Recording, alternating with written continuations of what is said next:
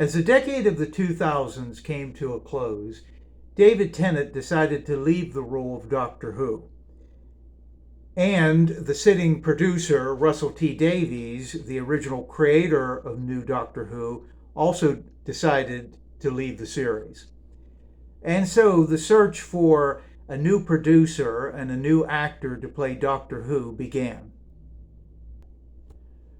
Stephen Moffat, writer for the hit BBC series Sherlock, was chosen to be the replacement producer, and Russell T Davies suggested actor Russell Tovey of the hit BBC series Being Human to be the new Doctor Who.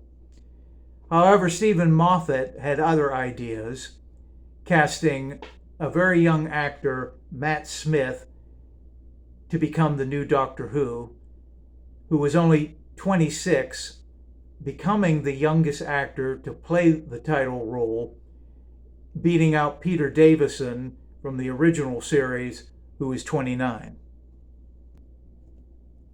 Scottish-born actress Karen Gillan, who is 23, would be joining Matt Smith as his new female companion, Amy Pond. And a recurring character that was first introduced in Season 4 in the story Silence in the Library, called River Song, would return, played by Alexandria Kingston. Karen Gillan would go on to appear in the Guardians of the Galaxy movies. And many of the Doctor's nemesis would return in Series 5, both old and new, like the Weeping Angels, the Silurians, and of course the Daleks.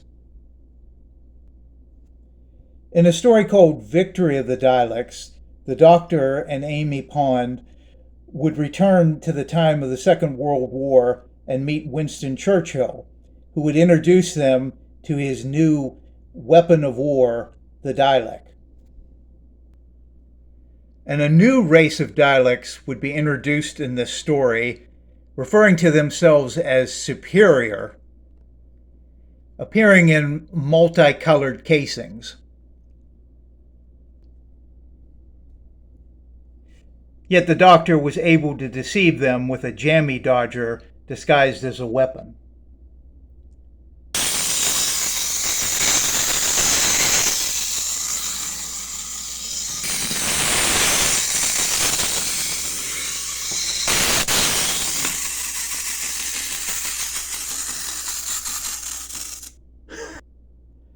Matt Smith would continue to play Doctor Who for 3 years, and at the tail end of his run, it would lead into the 50th anniversary of Doctor Who.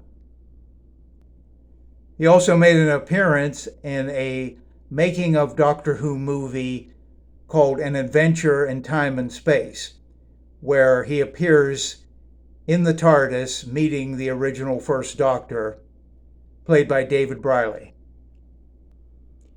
My personal recollections of Matt Smith and his era are actually very positive, although I must admit I judged him prematurely when he first took over the role, thinking that he was too much like David Tennant, and I didn't particularly like how young he was, but I believe he had the right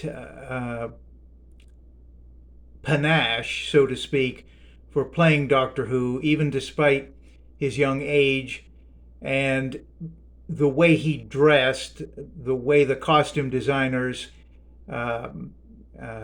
tailored his suit, created an old-fashioned sense that implied a man much older than he appears.